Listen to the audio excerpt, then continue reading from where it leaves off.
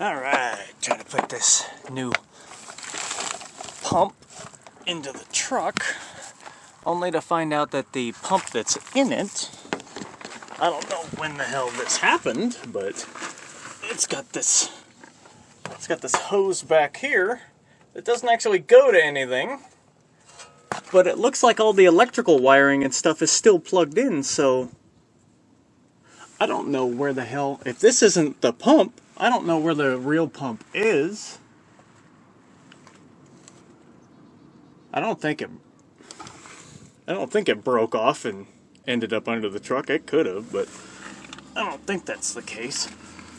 But anyway, it does look like they ran lines to something else, so I'm gonna have to trace these back and figure out maybe the pump is somewhere else. There's this little thing that's above the two tanks. I don't know where the hell is it, but I don't know if that's the pump or what. But I'm gonna see if I can get this attached to this and then figure out how to connect it to the tanks.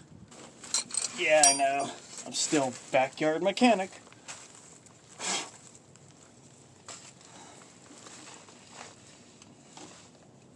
Safety first, or whenever you get around to it, anyway.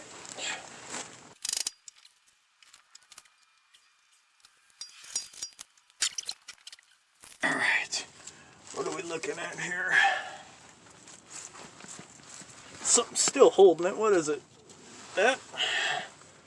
So it's the electrical wiring. Okay, how the hell?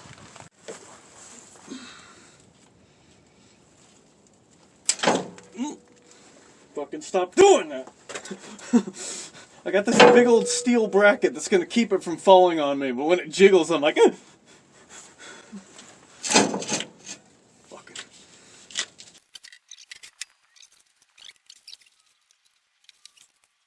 That I don't have to drive my truck up onto blocks to give me some room to get under it. Like I said, safety. Whenever you...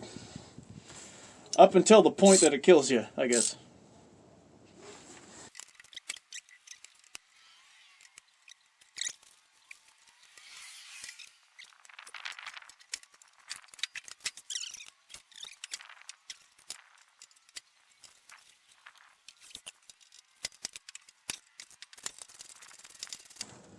It's like 3/8-inch plate, man. Just to hold this tiny ass air compressor on. Ridiculous. 12,000 pound truck. I wonder where all that weight came from.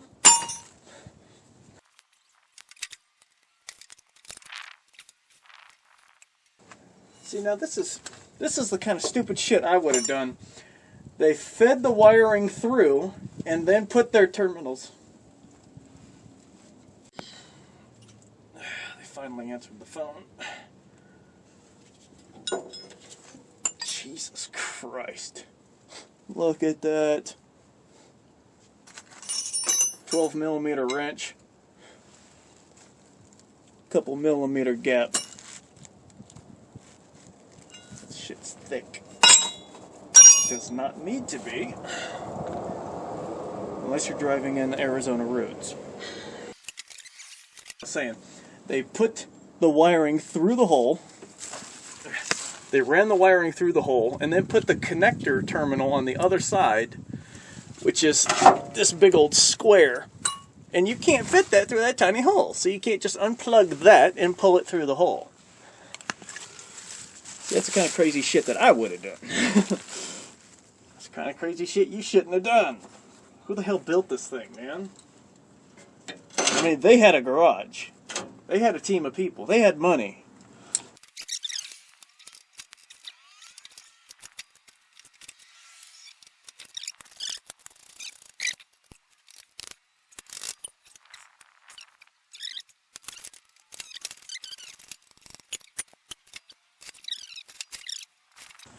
Put me on hold some more.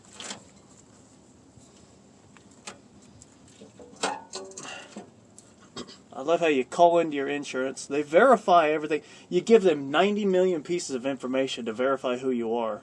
Then they transfer you to somebody else who does that shit all over again. Oh, yeah, It just continues to make me smile.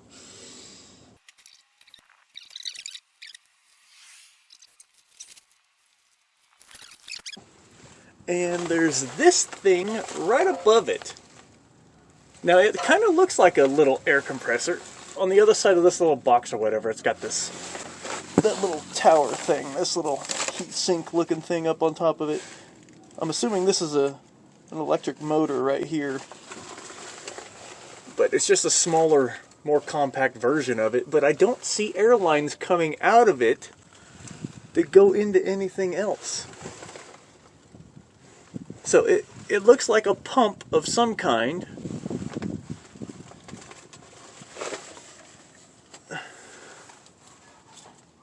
Is that it? Is that it? This tiny ass little fucking hell. It's like a 1 millimeter hose, man. Coming out of this sucker.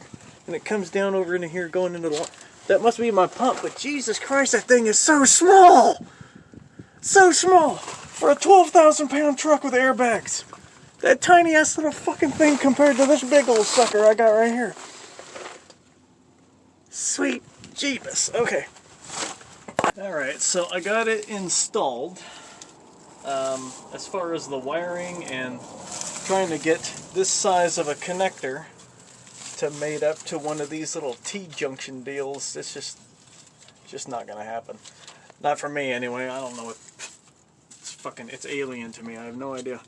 I cut all the wires that went to all these little solenoids or whatever. I'm going to take all this crap down. I'm going to go to a truck stop and see if they can do anything for me, if they can wire it all up, and I'm probably going to need the pressure sensor and extra little fittings and whatever the hell else. So I'll just let them do the rest of it, and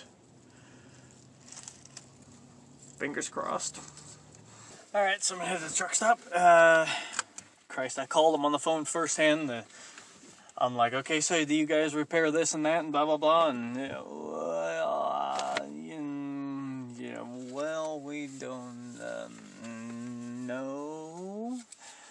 So the dude's talking super fucking slow, and I'm like, okay, what the hell's this guy's problem? Is it because we're in the South? Is it because... maybe he's really old? The whole time I'm thinking, can you transfer me to a mechanic or something? Can I talk to somebody who can help? And after about 15 minutes of this, him asking one person, hey, can we do this? And then they ask me, what kind of engine do you have? And I'm like, what the fuck? Can I bring it in? You guys can look at it? And he says, oh yeah, why don't you do that?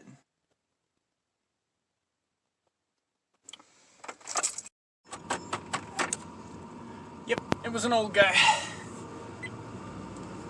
So now I'm going to pull in there and see what they can do for me, if anything. Okay, got that done. Except for one little thing. One little itty bitty thing that turned out to be kind of a big bit of a thing. They were able to do the airlines, which was the thing that I really needed them to do, because it was just... It's so foreign, you know what I mean? Just trying to figure out how to hook one of these into one of these. It's just, that's not my forte. And as it is, as it is with all things, it's one of those things where you're sweating it, and until you do it that first time. And this is still one of those things that I really, outside of this truck, I don't see a need to learn it. I don't see a situation where I will ever learn how to do something like that. So I'm cool with coming here, paying $100, having them run my airline. But right now, the electrical is still not done. I'm going to have to run that myself. And I will, I'll have to wait on a inline fuse to show up so that I can do that. I'll run it straight from the battery to a toggle switch so that I can have control over it. And I won't have to worry about it draining my battery. I won't have to worry about whether or not it's on or off. I'll be able to control that. Won't be no ignition operate into anything anymore. So that'll be good, and hopefully here in the next couple of days when it shows up, I can get that all wired up and we can finish this. Oh, while they were under my truck, the dude did tell me that one of my brake calipers is leaking, which is good to know. It does explain why my brake light keeps coming on. So now I know why, so I need to get under there and figure out what the hell's going on with that. Oh yeah, this new pump works a hell of a lot better. It usually took about 5 minutes before the thing even started to lift. It's been about 30 seconds and it's already started lifting. This one's way better. Got it wired up. Little switch right here. And as I said that, I realized that I did not tie it into a pressure regulator switch, so I gotta pick one of these to tie it into. Alright, now I got it hooked up to the pressure sensor, so hopefully that sensor isn't bad. I'm assuming if it goes bad, then it wouldn't let the pump turn on. But I really don't know. Hopefully it does not overinflate my bags and blow up. So hopefully they can't go bad that way. Hopefully there's some sort of a redundancy built into it, but I don't have that much faith in humanity, so please don't blow up my fucking airbags.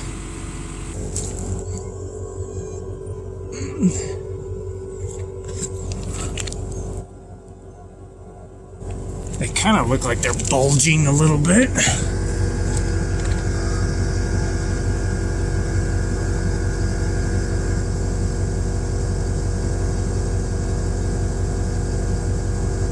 It is making me nervous.